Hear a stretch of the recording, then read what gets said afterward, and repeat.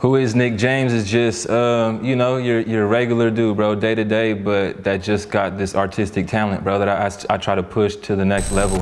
Hey, bitch, I be stunning like Stone Cold. Hey, I don't trust no one like Stone Cold. Hey, throw me that beer like I'm Stone Cold. I'm already high where it can't go, so give me that hell yeah. Yeah, yeah. Hey, give me that hell yeah. Hey. Goddamn, hey, bitch, I be stunning like Stone Cold. I don't trust no one like Stone Cold. Throw me 2 beers like I'm Stone Cold. I'm already high where they can't go, but still got my mind on them bankrolls. Could jump on your bitch from the top rope. I never been put in a friend zone. She talking about friends and it's hell no. Hey, cause fuck it, man, I'ma say fuck the whole world to my funeral. Piss on these beats like a euro. Hey, I still got that job, and I'll knock a bitch right in my cubicle. Hey. I just feel like I'm a different type of artist, so I really dive in and I make a different sound. And Nick James is just like a down-to-earth type of dude who's just next level with the art, bro, you know? So that's just kind of how I put myself out there. Playing off of that everyday sort of person, I was just in Atlanta and I seen 2 Chainz perform, and a lot of people were surprised by like how he can be so articulate and like the knowledge he has and whatnot, him being college educated, and also people were surprised because he makes like a lot of trap music, a lot of different kind of music. It seems like you be in that same sort of boat of being a dynamic artist. Can you talk about like surprising people's expectations? Every time, bro. Like I don't want to say that like my race plays any card, but I definitely catch people off guard just based upon when they first see me even, you know what I mean? And so if I say I'm a rapper, then it's like, oh, he's probably on the same old stuff, you know what I mean? He's probably either talking about some gangster stuff or some street music. He's trying to be somebody he's not, but then I'll come with another level where I'm actually spitting, I'm gassing. Like people respect it out here. I get hit up from legends that know that like I really do this and I'm dope at doing it. And I think just that, me thinking about things and doing it, because I have that college kind of background and education, I think a little deeper on like how to write things and form my sentences and my bars and like the end of a verse into a hook, and just try to put it together in a different way, and then bring that to life in a performance, you know what I mean? And show people right in front of their faces like it's not just on the digital and videos and things like that, you know what I mean? It's real life, and this is what he really does. And I think I always catch people off guard, bro, especially in rap world today, definitely. You talk about being respected out here. Talk about where we at right now, and talk about Pittsburgh, man. Just coming from here, just how does that influence you? Shit, coming from Pittsburgh, it's hard to make it out, bro. I'll tell you that. Like it's definitely like I'm one of the more popping people out here. I got like me, my homie Highway Foe. We got people popping up like Mike Sherman, people like that. We're making different kind of music, and we're kind of like the OGs that are still pushing, and we're tapped in with the mob figures and people really from Pittsburgh and the A-Waxes and things like that. So it's like, I love being from out here, because once it's my time and to put the city on and like nobody really popped like that yet, it's like, just wait till our train comes around, because people don't give us that respect being out in the 925 out in Pittsburgh, because it's not a big city. It's the last stop on BART, you know what I mean? Bay Point.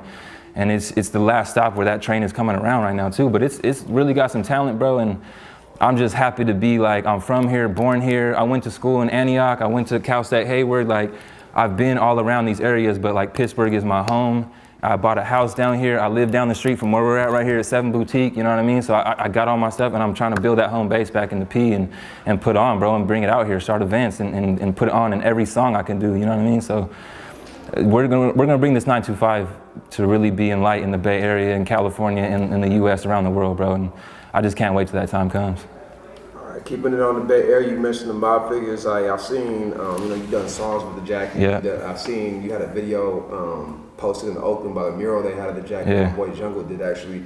I wanted to ask you about like, being involved with legends like that. Is there anybody who you're looking to work with who you haven't already, and what have you learned from like working with legends like the Jacka and other people that you've worked with in the past? Man, first and foremost, rest in peace to the Jack. One of the greatest artists to ever come out the Bay. And it's just very sad that it had to happen. It ended the way that it did. But Jacka laced us with so much game just in like those small sessions that we had. It was like, it meant so much to us, bro. Like being from the P, like I don't know him like that, you know what I mean? It's here and there, we shake hands. I've seen him at a bunch of events, people tell him about me. Of course we grew up on him, but it was like to have him in the studio, we're vibing, having laughs. He brought weed, that burner gave him, that before it was even big, like cookie was just some brand new cookies, and just gave it to us, smoked this while we had the session, and then just lacing us about like the politics in between that. And so it was bigger than just doing a song, you know what I mean? And that meant hella to me, bro. And then it was just like to get him to even do a verse that he don't, if you listen to the song called Tree Crew that we got together, he's double timing in a verse, and Jacka ain't never done that. So he like came to my world and did something that he ain't never done. And that just meant the world to me, bro. So I just feel like I got a special connection to him in a way like that. And maybe it's not that big, but I got a lot of respect for him. I got a lot of respect for Hustler. I would love to work with Hustler, the writer Jay Clyde, anybody from the mob figures, you know, and there's a lot of like politics that go into it, but I'd love to work with AWACS from out here. I love to work with the new Bay Cats at the same time, you know what I mean? I worked with a lot of them, but I like to pay my homage to some of the OGs, and I'm trying to build my own new buzz, because a lot of new cats have their own sound, they have something going on, and I'm just trying to bring my own thing to it and not tap into too much what their sound is doing. Like, I'll have them respect me and what I got going, and we'll do shows together, but I want my own thing. And so I don't mind tapping into legends of people I respect, or even if it is a poppin' artist and we happen to come together, but I'd like to work with Pilo on some production, definitely. Cisco, City Sean, Gully is amazing, you know what I mean? Again, my homie Highway Foe, very underrated, very dope artist, you know, and keep shooting with my homie Jay Pusha, making these videos happen, and we're just gonna keep building as these teams come, bro, and, you know, keep everything building, bro. G Molly, I can go on for hella long, bro. I got a lot of people that I respect, and you know, I just wanna keep it going and building with everybody, bro. But it's a thin line too, because it seems like, I can't recall what song it was, but one of your more recent singles I was listening to, and you alluded to like wanting to like step out of the Bay too, and like get out of that, you know, because it's like a thin line between, you know, wanting to do a lot here, but then also separating yourself and doing more things. Can you talk about like wanting to get out and what the next step is for that? For sure. Getting out of the Bay, I feel like, is very key for any artist, bro. Like, you could be popping in the Bay and like nobody even knows what else is going on. You could be the most popping artist in Oakland and nobody knows about you in Pittsburgh.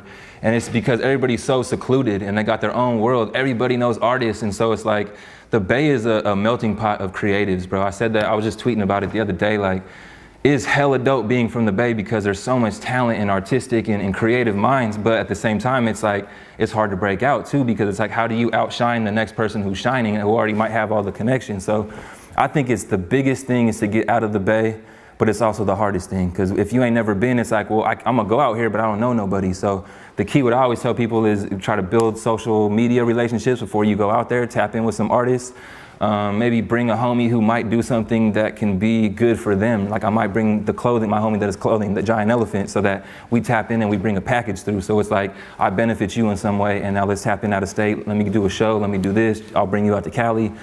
But without that, you're gonna be stuck in the Bay, bro. You know, we all know legends from the Bay that don't really make it out of here.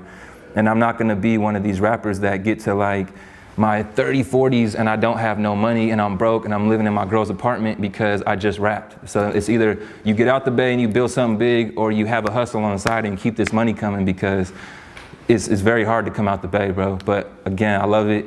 It's a great environment, and the Bay is coming, bro. So it's just a matter of us now taking it farther and getting out of here and taking it to the next level. So just a few more questions. Cool. Let's go with the... What do people not know about the behind the scenes, like the grind?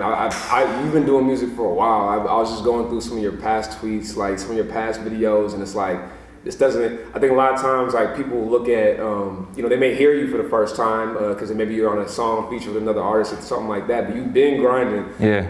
Talk about the process that people don't know behind the scenes. Man, the behind the scenes of the music business is very crazy, bro. Like, it's so shady, it's ridiculous. And it's all politics, and it's who you know, and it's not what you know. Because I know some of the dopest artists out, some of the best lyricists that could write you a verse, a whole song in the snap of their fingers. But without them connections and knowing the right people, it's like, and that's all behind the scenes. Because in the Bay especially, bro, like, I'm not gonna name names, but there's a few people that really run things. And if you don't know these people, you are not gonna break out the Bay unless you did it virally on the internet and you did something like that. So politically, behind these scenes, you gotta be a politician, bro. You gotta be out here literally like you're running for president, and you have to play the part, look the part, and you can't let people see you like being the regular guy. That's what I kind of realized. It's like, yeah, I'm Nick James, I'm a regular, that's my real name. I'm a regular dude. I really do everything that I rap about. I don't talk about things that I do not do.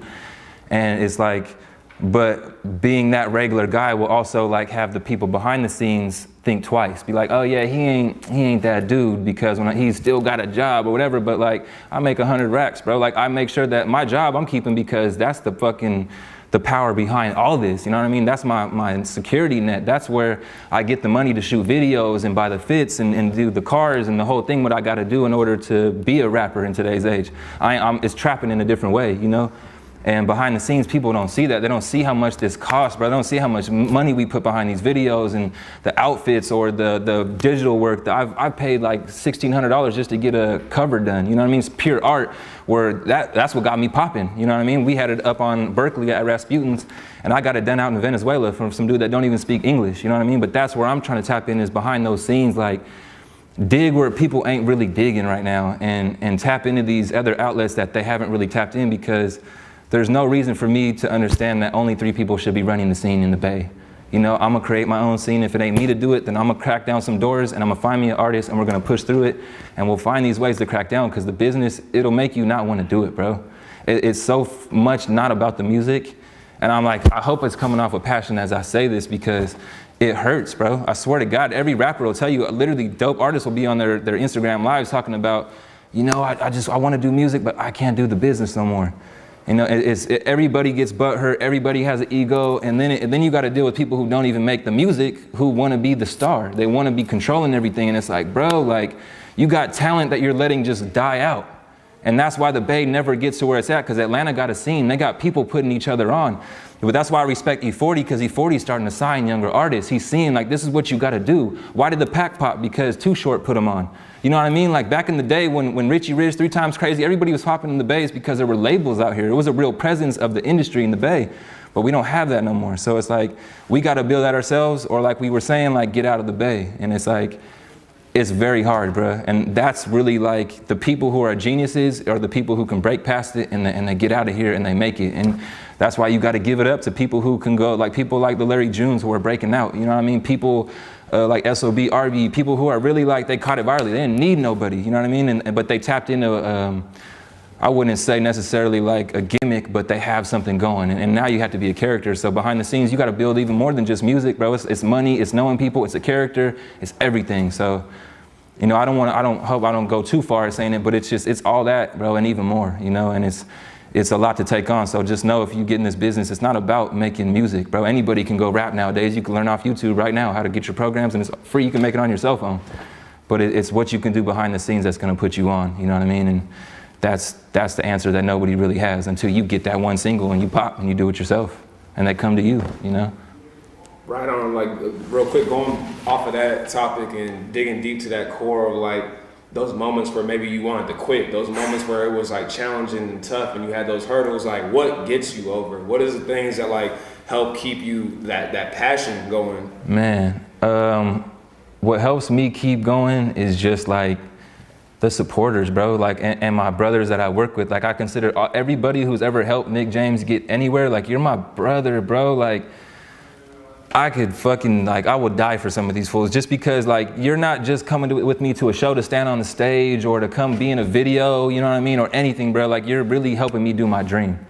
And so, like, I eat, sleep, and shit thinking about music, bro. I can have a job, I got a girl, my family, but anybody who will tell you that I'm always thinking about music, bro. I don't care what else I'm doing. If I'm at work, I'm still on the phone. I'm over here sneaking off to promote, to tap in with people, to listen to beats, to dig and dig and dig. And like, to me, it's just like, man, to keep me going is like, just the supporters, bro. I had some guy, real supporter, hit me up to ask me if I wanted to be his son's godfather, his firstborn son. Or I'm out with sushi with my girl a couple weeks ago and I'm in Pittsburg, my home city, and a kid asked me to sign his arm.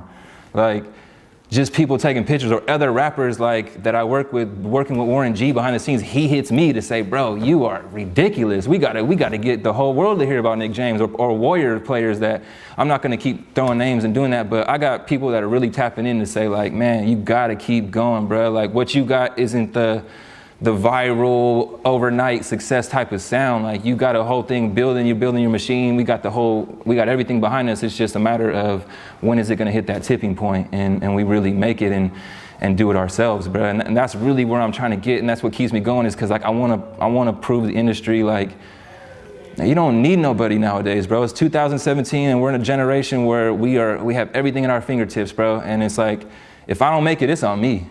You know what I mean? And that's what I tell everybody, bro. Like, you can't sit here and blame everybody. And that's what I usually, that's what'll have you quit. is blaming everybody else. But if I don't make it, it's because I didn't get up early enough, bruh. I didn't stay up late at night, and I didn't knock out enough EPs and stuff before, or and albums before I popped. There's cats who are putting out songs every single day, and it took them 10 years to pop, and now they're the biggest artists out, but it took all that time and all that work. Like I'm about to put out 2 EPs, which that'll be up to my 9th project, and I put like close to 20 songs on each one, but it's like, I gotta do more. I gotta do more videos, you know what I mean? That's why like I work with Jay, and we're trying to go and create new material and dope shit that they ain't even seen yet, so that we can hit that point and just create it ourselves. And that's what keeps me going, bro. Is honestly, like I wanna look back and tell myself like I gave it 110, bro, 200, you know what I mean? And so did my team and everybody I linked with, and we shot some dope material, made some clean ass art. All the albums are clean and they're flawless, and everybody notices by each album I get better and better. Like it's something like, even if I wanted to quit because of the industry, I can't, bro. Like I got that burning feeling inside of me where I don't stop thinking about it. Literally every week I want to quit, you know, but I have too much material and things that were like, I know I'm dope, bro. Like fools ain't out here telling me I'm dope just to gas me up. Like it's not just some hype. Because if I was the hype, it would be overnight, it would have been done, or I can tell the difference, bro. You know what I mean? I can tell the genuine love I get from people, the genuine respect. And that's just the things that keep me going, bro. It has to be like the love that you have for it and the love that you get back. And it could be, it can be one person, bro. You know, it don't have to be the whole city, the whole bay, the whole world, but go on your SoundCloud and look at what other countries listen to your music. It might be one play, but like, how did this fool hear about me? You know what I mean? And that has to keep your drive to say like, damn, maybe just one more can be that point. And anybody will tell you, any success story will tell you, it was one moment, bro, and everything changed, you know what I mean? And that's why I keep pushing, is for that one moment, bro. And otherwise, like, I'm gonna regret it for the rest of my life. So that's what keeps me going daily. That's real, man. We almost wrapped up here, Yeah. man. I just wanted to ask you about Some of your projects, man, like some of the titles behind it, whether it be New World Order or Trap Jesus. I wanted to specifically talk about those, like just talk about the projects overall and like what's behind them. Man, the title of my projects, like I feel like not only does the artwork always go crazy, like I'll be honest, in this interview, I wasn't really as happy with my last artwork. I went down, I spent less money. And I realized like, nah, I gotta keep up there. I gotta keep setting that bar high. But even the titles is like, Trap Jesus was like, I got the hair, I'm white, you know what I mean? I'm gonna play into that, whatever America portrays as a Jesus nowadays, like, I'm gonna play into that, and I'm gonna piss a few people off, and I'm gonna see how I can tap in. I got full respect for religions, you know what I mean? I've gone to church, I got family who's very religious, but I also know that like the whole world, in my opinion, is the house of God, and we're all an offspring of our Creator. And so to me, we're all the same, we're all within the same thing. So for me to just say that I'm just an offspring, I'm Trap Jesus, I'm just playing off of it, and I was doing trap music, and I trap out of I'm trapping at work, bro. I don't know if fools can realize that or not. Like, you might not respect that because of the real definition of what that trap meant, but nobody really realizes of like the trap that we're putting our children through, of go to college, do this, go get a 9 to 5, and you sit at this fucking cubicle every day of your life, and your body starts deteriorating, and you commute every day, and like, you're caught in a fucking trap if you realize this shit or not. Like, I don't care what skin color you got, it's all about money and how much money you're gonna make for somebody. And are you about to get caught in that trap, or are you about to make your own situation and live the kind of life you want? And that's kind of like what that title was with that. And I definitely saw like numbers fluctuate from going down and people not fucking with it because they're like, oh, you're disrespectful, you know? But like, that's kind of what I wanted, bro. Like, I want to catch people and make them like, what's this fool talking about? You know what I mean? But that also got like real people who ain't even in trap music hit me. Like real legends, bro. Like, we're like, hey, that Trap Jesus was nice, you know what I mean? And they don't even listen to trap music, but it caught them off guard with Trap Jesus. What? He's at I was at Jesus with females hanging off me on my cover, you know what I mean? Or actually it was the Last Supper. And it was just like, I had artwork for all the little things, or like New World Order. People got mad, like, oh, what, you Illuminati? You think it's funny to say that you sold your soul? And I'm like, behind the scenes, I'm like, yeah, bro, I think it's hilarious because you're letting it get a rise out of you. And that's exactly what I wanted to do. I just wish it went more viral, you know what I mean? To tap in and say like, who's this white dude talking about New World Order or trapping and da-da-da. But like, if you really listen to what I'm saying in the music, I'm not talking about trapping and selling none of this. And I've been there, done that, bro. We've had big things going, but I don't want to talk about them and portray it because I got little cousins listening. I got my mom. My mom's tapped in. My mom comes to shows. My mom wanted to pull up at the video, you know what I mean? But it's like, I keep things separate, but at the same time, like, when they listen to this content and they might see the New World Order, Trap Jesus, oh, he's trapping now, but you go in and like, I'm trapping out my cubicle, you know what I mean? Like, I'll be working until my funeral type of things. And that's where I tap in. I make sure that people know when you actually listen to the content that I'm talking about something different and something dope and where you have to respect it. And I just feel like that title and them covers are it's the first impression. And if I'm out here in the Bay, we're out the trunk. I might be digital, but I'm from the Bay, bro. Too Short taught me the same way that he taught everybody else. I'm still out of the trunk. I still got a trunk full of CDs. I got business cards, flyers, we got everything, t-shirts, what you want. We're throwing out to the crowd. And so like, but I feel like if I'm gonna hand you something, you probably got handed something in every city you went on every corner. So I gotta hand you something that somebody looks at like, fuck it, bro, I'm actually listening to this. You know what I mean? And that was my goal, because I'm a marketing major, bro. Like, that's that first thing, is to grab somebody, and then they might already be sold. Like, oh, his artwork went crazy. He's dope. Let me check this out. You're already sold. You know what I mean? Or like, okay, I'll check him out. And then you listen to it with a more open mind.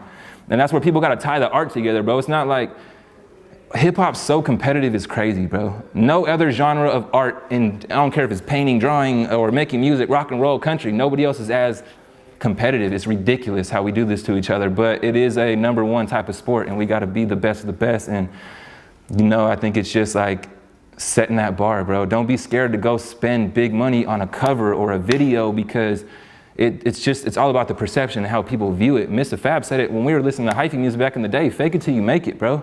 You got to make sure people think you are who you say you are. And it ain't necessarily faking it. It's just like, don't drop character and keep it in every level, from the videos to the artwork to all that. So make sure the artwork's on point. I make sure my artwork is always on point. I'm known for having dope artwork, you know?